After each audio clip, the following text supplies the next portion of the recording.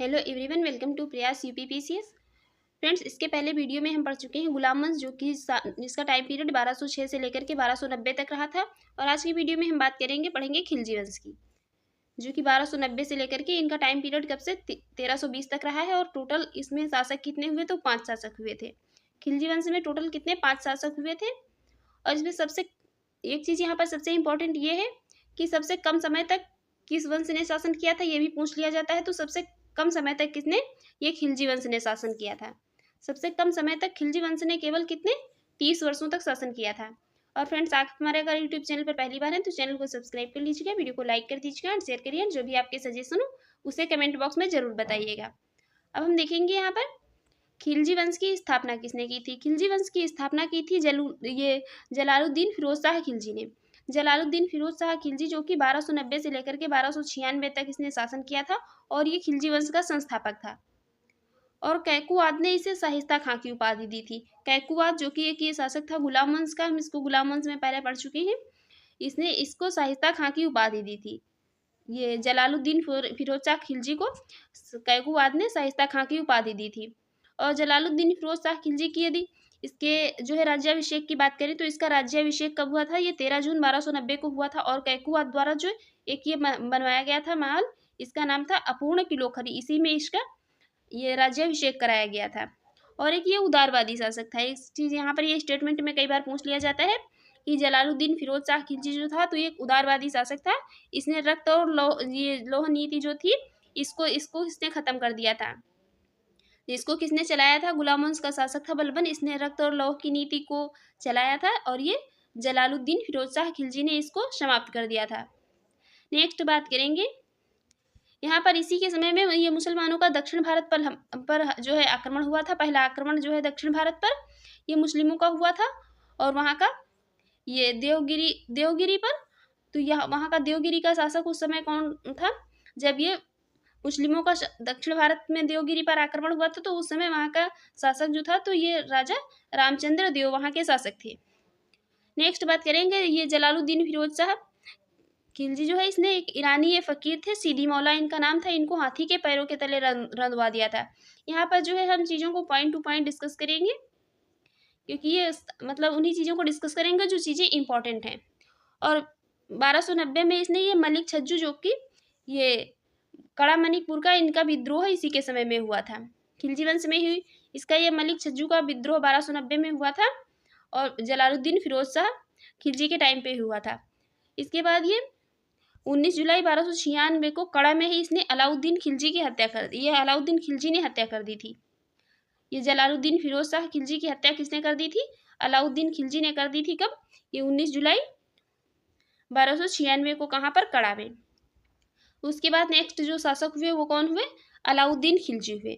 अलाउद्दीन खिलजी ने कब तक शासन किया, तो ये 1296 से लेकर के 1316 तक। अलाउद्दीन खिलजी मतलब इस जो है वंश के सबसे इंपॉर्टेंट शासक है, इनसे ज़्यादा क्वेश्चन बनते हैं। तो इनको जो उपाधियाँ मतलब प्राप्त थी अलाउद्दीन खिलजी को, उसमें ये सिकंदर द्वितीय और सिकंदर शानी की उपाधियाँ ये किसको प्राप्त थी, अलाउद्दीन खिलजी को। और इनके टाइम पे जो अलाउद्दीन खिलजी के टाइम पे ये विद्रोह हुए थे, सबसे इंपॉर्टेंट उसमें जो विद्रोह हैं उसमें ये जो अलाउद्दीन के खिलाफ मतलब विद्रोह हुए थे, तो ये 9 मुस्लिमों का विद्रोह हुआ था। और एक ये अकद खां का विद्रोह हुआ था, मंगू खां का विद्रोह हुआ था, हाजी मौला का विद्रोह हुआ था। ये सारे विद्रोह अलाउद्दीन के खिलाफ हुए थे। नेक्स्ट बात करेंगे अलाउद्दीन के साम्राज्य विस्तार की।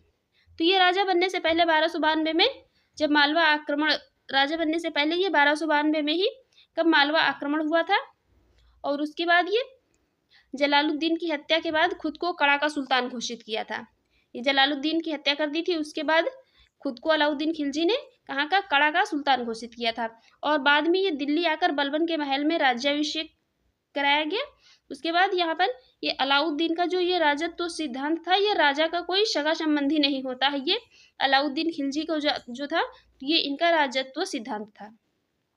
नेक्स्ट इनके अभियानों के बारे में बात करेंगे तो अलाउद्दीन खिलजी के जो विजय अभियान थे इनका वर्णन सबसे पहले देख लेते हैं कहाँ पर मिलता है। इनका वर्णन मिलता है कि तारीख़ फिरोज शाही, ये जियाउद्दीन बर्नी की पुस्तक है। ये जियाउद्दीन बर्नी की रचना है तारीख़ फिरोज शाही। इसमें अलाउद्दीन खिलजी के जो विजय अभियान है उनके वर्णन मिलते हैं। और दूसरी पुस्तक एक ये अमीर खुसरो की है, खजाइन उल फुतूह। इसमें भी इसकी जो विजय अभियान थे उनका वर्णन मिलता है इन दोनों पुस्तकों में। तो सबसे पहले हम बात करेंगे उत्तर भारत के जो हैं, उनको एक सीरियल में देखेंगे उत्तर भारत के अभियान जो थे। इसने उत्तर भारत में भी कुछ मतलब क्षेत्र जो है विजय किए थे और कुछ दक्षिण भारत के भी इसके अभियान रहे थे। तो सबसे पहले बात करेंगे उत्तर भारत के अभियानों की। उत्तर भारत के अभियानों में गुजरात विजय इसने कब की थी? गुजरात विजय की थी 1297 से लेकर के 98 तक, और रणथंभौर विजय ये 1301 तक। इनका सीक्वेंस याद रखिए, ये बहुत इंपॉर्टेंट है। इनका सीक्वेंस जो है बहुत पूछा जाता है, क्योंकि इस टाइम पे जो क्वेश्चन पूछे जा रहे हैं, तो ये जो दक्षिण भारत वाला क्षेत्र है, यहाँ से क्वेश्चन यूपीपीसीएस का एग्जाम हो या बीपीएससी का हो या कोई भी मतलब वनडे एग्जाम हो, इस टाइम पे यहाँ से जो है बहुत क्वेश्चन या दक्षिण भारत वाले चैप्टर से बहुत क्वेश्चन पूछे जा रहे हैं। तो गुजरात विजय कब हुई थी? 1297 से लेकर के 98 के टाइम। रणथंभौर विजय ये 1301 ईस्वी में हुई थी। और चित्तौड़ विजय कब की थी? तो ये 1303 में। मालवा विजय 1305 में। और सिवान विजय ये 1308 में। जालौर विजय 1311 में। तो इनको यहाँ पर एक बार फिर से रिवाइज कर लेते हैं। गुजरात विजय 1297 से 98 के टाइम पे। रणथंभौर विजय 1301 में। चित्तौड़ विजय 1303 में। मालवा विजय 1305 में। सिवान विजय 1308 में। और जालौर विजय कब? ये 1311 में हुई थी। नेक्स्ट बात करेंगे यहाँ पर सबसे पहले बात करेंगे गुजरात विजय की। तो गुजरात विजय ये 1297 से लेकर के 98 के टाइम पे हुई थी। और उस टाइम पे जो है मतलब इसके साथ में कौन था? तो ये नुसरत खां और जफा खां। नुसरत खां और जफा खां ने यहाँ पर ये अभियान मतलब चलाया था। और जो गुजरात का राजा कौन था उस टाइम पे? गुजरात के राजा थे रायकर्ण। रायकर्ण ये गुजरात के राजा था, और ये पराजित होकर के इन्होंने अपनी बेटी, इनकी बेटी थी देरल, ये देरल के साथ कहाँ पर? देवगिरी भाग गया था। और अलाउद्दीन का विवाह हो गया था। इनकी पत्नी कमला देवी थी। जो कमला देवी थी, इनको उपाधि दी थी एक ये लाड मल्लिका की उपाधि दी थी। और रायकर्ण की ही पत्नी थी, जो गुजरात के राजा थे। जब इसने गुजरात को विजय मतलब गुजरात पर विजय कर ली, ये नुसरत खां और जफा खां इसके मतलब सहयोगी रहा करते थे उस टाइम पे। और ये लाड मल्लिका की उपाधि दी थी रायकर्ण की पत्नी को। अलाउद्दीन का विवाह हो गया था इनके साथ में। इनका नाम था कमला देवी। नेक्स्ट बात करेंगे। और इसी अभियान के दौरान ही नुसरत खां जो है, इन्होंने ये मलिक गाफर को 1000 दिनार में खरीदा था। ये गुजरात विजय जो हुई थी, गुजरात विजय के टाइम पे ही, क्योंकि ये नुसरत खां जो है इसका सहयोगी रहा करता था हर टाइम, मतलब हर अभियान में उसके साथ होता था। तो इसी अभियान के दौरान जो नुसरत खां था, इसको ये नुसरत खां ने ये मलिक गाफर को 1000 दिनार में खरीदा था। नेक्स्ट बात करेंगे रणथंभौर विजय। रणथंभौर विजय हुई थी कब? तो ये 1301 में। इस टाइम को राजा कौन था रणथंभौर का? तो ये राजा थे हमीरदेव चौहान। इनकी पत्नी थी रंग देवी, इन्होंने जौहर कर लिया था। और ये नुसरत खां मारा गया था इसी रणथंभौर विजय में। ये नुसरत खां था जो, क्योंकि ये मतलब सारे अभियानों में साथ होता था अलाउद्दीन खिलजी के, तो ये मारा गया था। और सुल्तान के साथ खुसरो भी इसमें मारा गया था। सुल्तान के साथ इसमें जो है तो ये खुसरो भी मारे गए थे। नेक्स्ट बात करेंगे चित्तौड़ अभियान की। चित्तौड़ अभियान कब हुआ था? ये 1303 में हुआ था। उस टाइम पे राजा कौन थे? राजा ये राणा रतन सिंह थे। राजा थे राणा रतन सिंह चित्तौड़ अभियान में। और ये इस टाइम पे मतलब जो भी ये मूवी पद्मावत जिन्होंने देखी होगी, तो यहाँ पर ये अलाउद्दीन खिलजी के बारे में सारी चीज़ें मतलब उनको क्लियर हो गई होंगी, क्योंकि ये जो पद्मावत मूवी है मतलब वहाँ पर अलाउद्दीन खिलजी से जुड़ी हुई सारी चीज़ें जो है वहाँ पर डिस्कस की गई हैं। तो यहाँ पर ये राजा कौन थे? राजा ये राणा रतन सिंह थी। और इसका जो मूल कारण यहाँ पर पूछा जाता है कि ये चित्तौड़ अभियान का मूल कारण क्या था। पहला एक कारण तो यहाँ पर कभी कभी ये भी दे देता है कि उनकी मतलब जो ये राणा रतन सिंह की पत्नी थी, ये मतलब जो चित्तौड़ के राजा थे राणा रतन सिंह, इनकी जो पत्नी थी पद्मावती, मतलब इनकी सुंदरता से मोहित होकर के तो ये अलाउद्दीन खिलजी ने जो है वहाँ पर ये आक्रमण किया था। लेकिन इसका एक कारण ये भी है राजपूताना पर नियंत्रण करना। इसका ये चित्तौड़ अभियान जो था, तो इसमें ये राजपूताना क्षेत्र जो था उस पर नियंत्रण करना भी अलाउद्दीन खिलजी का एक मतलब मूल कारण था। और यहाँ पर कुछ चीज़ें इंपॉर्टेंट नहीं है, बस यही है। दूसरा नेक्स्ट है मालवा अभियान। मालवा अभियान कब हुआ था? तो ये 1305 में हुआ था। और राजा कौन था? राजा महालक देव था। बस ये इसको एग्जैक्ट डेट के साथ में याद रखिए। ये मैचिंग में ही अधिकतर पूछा जाता है कि मालवा अभियान कब हुआ था, तो ये 1305 में हुआ था। सिवान अभियान कब हुआ था? तो ये सिवान या बाड़मेर का, तो ये 1308 में हुआ था। राजा कौन था? शीतल देव।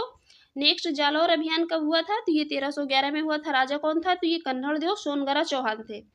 अब बात करेंगे दक्षिण भारत के अभियानों की। दक्षिण भारत के अभियानों में सबसे पहले कहाँ का हुआ था? देवगिरी का अभियान ये 1307 से लेकर के 1308 तक रहा था। और राजा कौन थे? ये रामचंद्र देव थे, ये यादव वंश से बिलोंग करते थे। और ये राजा रामचंद्र देव जो थे इनको बंदी बना लिया गया था। राजा रामचंद्र देव जो थे इन्हीं को ये बंदी बना लिया गया था। और ये मलिक गाफर और अल्प खां इस अभियान में साथ गए थे। ये मलिक गाफर और अल्प खां जो थे तो इस अभियान में अलाउद्दीन खिलजी के साथ गए थे। और बाद में ये देवगिरी इनको वापस कर दिया, क्योंकि जब देवगिरी पर मतलब कब्जा कर लिया गया था तो इनको बंदी बना लिया गया था। तो बाद में ये देवगिरी वापस करके रामचंद्र जो थे तो इनको रायन की उपाधि दी गई थी। नेक्स्ट बात करेंगे 1313 में रामचंद्र की मृत्यु के बाद शंकर देव ने दिल्ली से संबंध तोड़ लिया था। ये शंकर देव जो थे इन्होंने रामचंद्र की जब मृत्यु हो गई उसके बाद शंकर देव ने जो है दिल्ली से संबंध अपना मतलब तोड़ लिया था, अलग कर लिया था। नेक्स्ट बात करेंगे तेलंगाना अभियान। तेलंगाना या वारंगल अभियान ये कब हुआ था? तो ये 1309 से लेकर के 1310 तक हुआ था। 1309 से लेकर के 1310 तक हुआ था तेलंगाना अभियान या वारंगल अभियान। शासक कौन थे? तो ये प्रताप रुद्र थे। ये काकतीय वंश से संबंधित थे और इन्होंने पराजय स्वीकार कर ली थी। और यहीं से कि तेलंगाना अभियान के टाइम पे ही गोलकुंडा खान से यहाँ कोहनूर हीरा मिला था। किसको? अलाउद्दीन खिलजी को। यहीं से ये कोहनूर हीरा मिला था। कहाँ से? गोलकुंडा खान से। ये पूछा जाता है, इंपॉर्टेंट है। नेक्स्ट बात करेंगे द्वार समुद्रम विजय या कर्नाटक विजय। ये कब हुआ था? 1311 में। और वहाँ पे राजा कौन थे? तो ये बल्लाल देव तृतीय थे, जो होयसल वंश से मतलब बिलोंग करते थे, होयसल वंश से संबंधित थे। ये बल्लाल देव तृतीय राजा थे। द्वार समुद्रम विजय के टाइम पे कर्नाटक जो कि 1311 में हुआ था। और ये पराजित हो गए थे बल्लाल देव।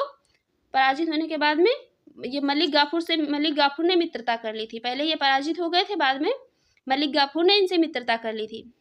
नेक्स्ट बात करेंगे मदुरै विजय की। मदुरै विजय कब हुई थी? ये 1311 में ही हुई थी। और पांड्य शासक वीर पांड्य और ये सुंदर पांड्य जो है राजा थे वहाँ के। और मलिक गाफर को अपार संपत्ति मिली थी इसमें, ये मदुरै विजय के टाइम पे। नेक्स्ट अब बात करेंगे यहाँ पर अलाउद्दीन खिलजी के जो स्थापत्य थे, मतलब उनके टाइम पे जो स्थापत्य निर्माण हुए थे। तो ये सीरी महल कहाँ पर? दिल्ली में बना था। हौज ए खास ये कहाँ पर? दिल्ली में। अलाई दरवाजा कहाँ पर? दिल्ली में। हजार सितून ये भी दिल्ली में।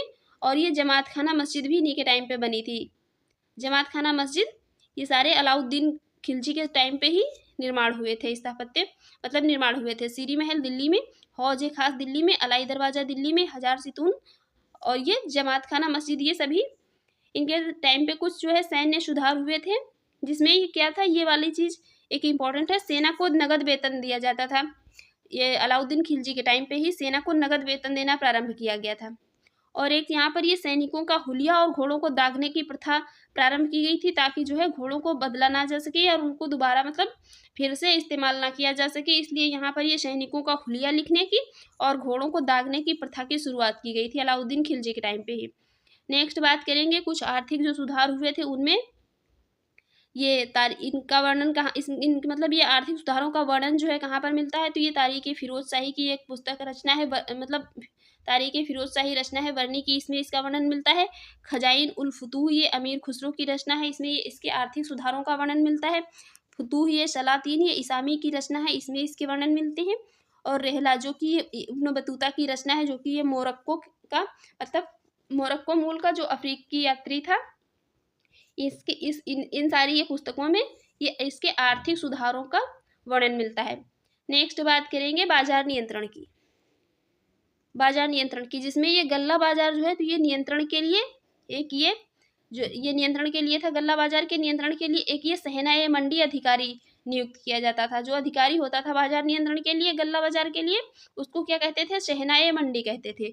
और सराय अदल जो कि एक ये वस्तुओं मतलब विनिर्मित वस्तुओं से संबंधित बाजार था, इसके व्यापार के लिए परमिशन कौन देता था? जो परमिशन देता था उसको क्या कहते थे? दीवाने रियासत कहते थे। घोड़ों मवेशी और जो दास बाजार था उसमें ये मुनाफाखोरी पर रोक लगा दी गई थी इसके टाइम पे, अलाउद्दीन खिलजी के टाइम पे। नेक्स्ट बात करेंगे अमीर हाजिब। अमीर हाजिब जो होता था तो कि ये दरबारी शिष्टाचार के लिए एक पद था, इसको कहते थे अमीर हाजिब। और इसी के टाइम पे जो भूमि सुधार हुए थे वो इम्पॉर्टेंट है। इसमें ये भूमि की पैमाइश कराई गई थी, और राजकीय सहायता को जब्त करके खालसा भूमि में परिवर्तित कर दिया गया था।